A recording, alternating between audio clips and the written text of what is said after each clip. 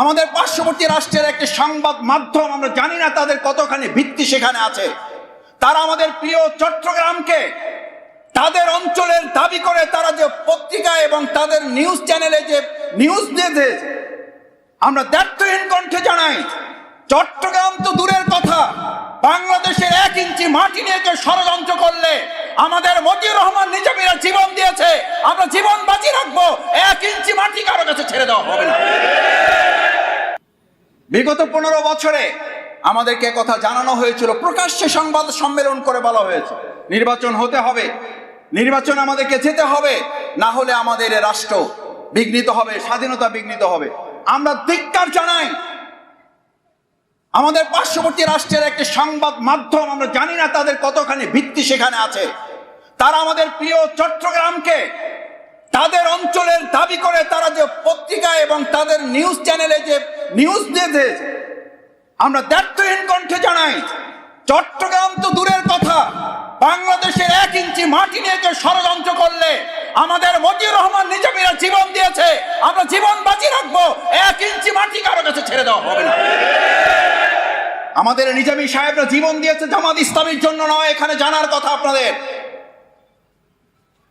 2008 সালে নির্বাচনে আমাদেরকে সূক্ষ্ম নয়, স্থূল কারচুপির মাধ্যমে যখন হারানো হয়েছিল, সিদ্ধান্ত হয়েছিল জামাত ইসলামের দেশপ্রেমিক সৎযোগ্য দক্ষ সংসদ সদস্য এবং মন্ত্রণালয় পরিচালনায় যারা 2 টাকা দুর্নীতি করে নাই, তাদেরকে আগামী দিনে আর সংসদ সদস্য হতে দেওয়া যাবে না। সিদ্ধান্ত ছিল এটা, এবং সেই রাষ্ট্র সিদ্ধান্ত নিয়েছে যারা টিপাই মুখ বাদ দিয়ে আমাদের বাংলাদেশকে একটা মরুভূমিতে পরিণত করার সিদ্ধান্ত নেয়, আর যখন বৃষ্টির সময়, বন্যার সময়, তখন পানি ছেড়ে দিয়ে আমাদেরকে প্লাবনের মধ্যে ভাসিয়ে দেওয়া হয়।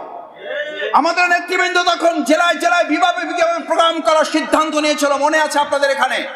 তারা মনে করেছিল 2008 সালে জামাত ইসলামী নির্বাচনের মধ্য দিয়ে আমাদেরকে শেষ করে দিয়েছে, কিন্তু তারা যখন দেখলো জামাত ইসলামীর সৎ যোগ্য দেশপ্রেমিক নেতৃবৃন্দ মাঠে নামার পর লক্ষ লক্ষ জনতা আমাদের সেই সমাজগুলিতে হাজির হয়ে এই দেশপ্রেমের পক্ষে অবস্থান নিয়েছে, তখনই সরকার সিদ্ধান্ত নিয়েছিল এই নেতৃত্বকে বাঁচিয়ে রেখে বাংলাদেশের 1 ইঞ্চি মাটিকে আর বাইরের জগতের কাছে ছেড়ে দেওয়া যাবে না। তখন তারা আমাদের নেতৃবৃন্দকে হত্যা করার সিদ্ধান্ত নিয়েছে। আমরা পরিষ্কার বলতে চাই, আমাদেরকে হত্যা করা যায়, বাংলাদেশের 1 ইঞ্চি মাটিকে বিক্রি করে দেওয়া যায় না।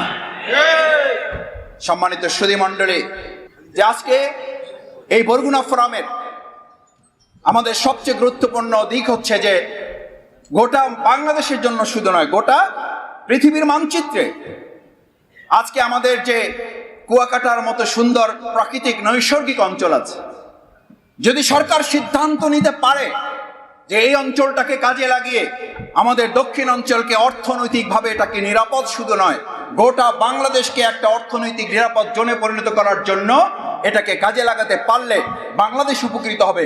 সেই জায়গায় বরগুনা ফোরাম আজকে এখানে আমরা যারা আছি, আমরা সরকারের কাছে অনুরোধ করতে চাই, আহ্বান জানাতে চাই, যেন এই সুন্দর নৈসর্গিক জায়গাটাকে কাজে লাগিয়ে ভবিষ্যৎ একটা সুন্দর নিরাপদ এবং অর্থনৈতিক অঞ্চল গড়ার জন্য এখানে যেন সিদ্ধান্ত গ্রহণ করা হয়।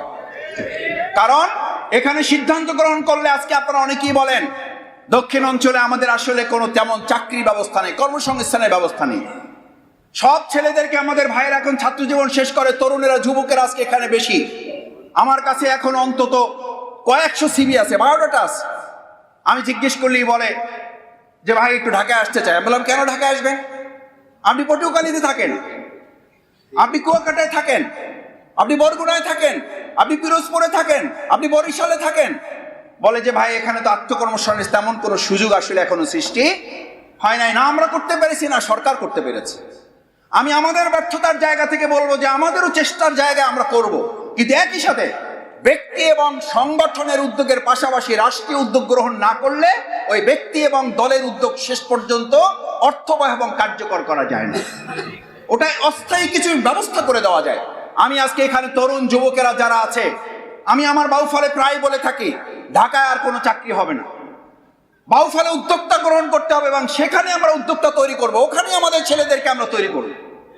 কারণ যারা ঢাকায় চাকরি দেওয়ার কথা বিগত 15 বছর বলেছে, আমি আপনাদেরকে হলফ করে বলছি, আমি চ্যালেঞ্জ করেছি মিডিয়ার সামনে, তারা আমাদের ভাইদেরকে চাকরি দিত 10,000 টাকার, আর তাদের কাছ থেকে নিত 10 লক্ষ টাকা। এই 10 লক্ষ টাকা শোধ করতেই তার জীবনের অর্ধেক সময় চলে যেত। এই সমস্ত ছলছাতুরি আর ভবিষ্যতে কাউকে আমরা করতে দেব না। সেজন্য আমাদের বরগুনা অঞ্চলকে আমরা মনে করি আত্মকর্মসংস্থানের জন্য তরুণ এবং যুবকদের কাজে লাগানোর জন্য আমাদের চমৎকার এক প্রাকৃতিক সৌন্দর্য এবং সম্পদ আল্লাহ আমাদেরকে দান করেছেন। এই সম্পদ আমাদের হাতে থাকার পরও আমাদের তরুণ এবং যুবকদেরকে সবাইকে ঢাকামুখী হতে হবে। আমরা সেই জায়গা থেকেও সরকারের দৃষ্টিভঙ্গি পরিবর্তন করে আমাদের দক্ষিণ অঞ্চলকে, যারা বলেছিলেন পদ্মা সেতু হয়েছে আর কোনো সমস্যা নেই, আরে ভাই পদ্মা সেতু হওয়ার পরে তো আমাদের যে সম্মান হবে, তার আগে পদ্মা সেতুতে দুর্নীতি করে আমাদের বরিশাল অঞ্চলকে শুধু নয় গোটা বাংলাদেশকেই তো আপনি একটা কলঙ্কের অধ্যায় আমাদেরকে ঠেলে দিয়েছেন। পদ্মা সেতুর কথা আসলে সম্মানের কথা আসে পরে, আগে আসে কলঙ্কের কথা, আগে আসে দুর্নীতির কথা। কারণ এই পদ্মা সেতু আপনি করেছেন, আপনার নাকি বাপের টাকায় করেছেন। জাতি জানতে চায় বাপের টাকা কোথায় পেয়েছেন? এই টাকা আপনি ব্যাংকগুলো থেকে ডাকাতি করেছেন, মানুষের পকেটের টাকা ডাকাতি করেছেন। মানুষের টাকায় তৈরি করা পদ্মা সেতু বাপের টাকায় বলা, এটা জাতির সাথে আরেকটা প্রতারণা। এই প্রতারণার ভবিষ্যতে মানা হবে না। সেই জন্য পদ্মা সেতু বাংলাদেশের মানুষের কল্যাণে নিবেদিত করার লক্ষ্যে আমাদের দক্ষিণ অঞ্চলে আমাদের ভাইদের জন্য, আমাদের বন্ধুদের জন্য, আমাদের বোনদের জন্য, আমাদের তরুণ যুবকদের আত্মকর্মসংস্থানের জন্য ওই এলাকাতেই আমি মনে করি সরকারের অনেক প্রকল্প গ্রহণ করার ইতিমধ্যে তারা চিন্তা করেছেন। সেই চিন্তার রাজ্যে আরো বেশি সুদূর প্রসারী পরিকল্পনা গ্রহণ করতে পারলেই আশা করি আজকে বাংলাদেশে তরুণ যুবকদের যে আত্মকর্মসংস্থানের সুযোগ করা উচিত। আমাদের আমিরে জামাত ডক্টর শফিকুর রহমান পরিষ্কার করে বলেছেন, আমাদের একজন যুবক একই সাথে সার্টিফিকেট অর্জন করবে, একই সাথে সে কর্মসংস্থানের অর্জন করবে, তাকে দাঁড়ে দাঁড়িয়ে ঘুরে বেড়াতে হবে না। আজকে বরগুনা ফোরামের তরুণ যুবক যারা আছেন, আমি আপনাদের কাছে আহ্বান জানাতে চাই, রাসূল করিম সাল্লাল্লাহু আলাইহি ওয়াসাল্লাম হিলফুল ফুজুল গঠন করেছিলেন।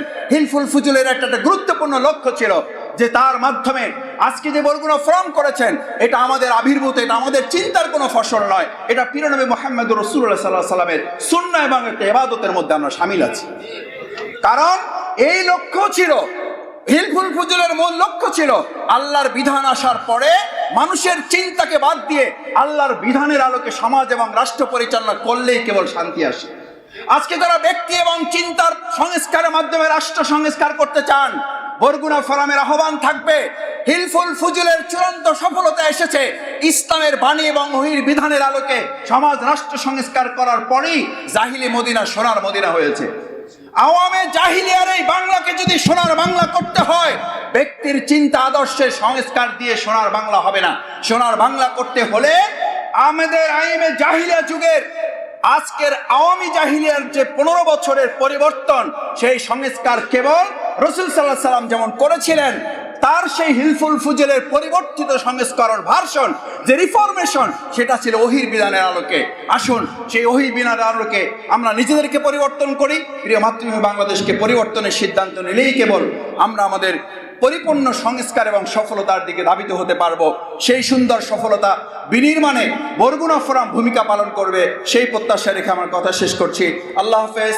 আসসালামু আলাইকুম।